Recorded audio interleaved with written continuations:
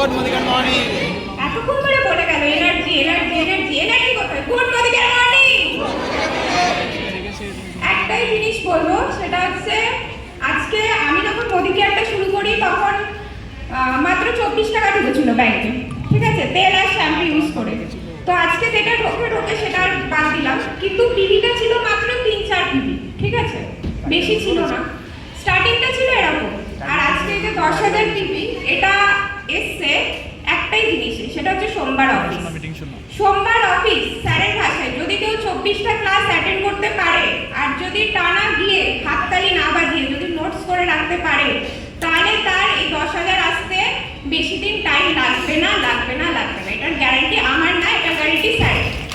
24টা class যদি কেউ attend করে টানা, তাহলে তার 10,000 টাকা মাসে রোজগার আসবে। আর 10,000 টিভির কথা বলছি, এটা ওটা শুধু প্রসেসিং এ থাকুক, এমনি অটোমেটিক হবে।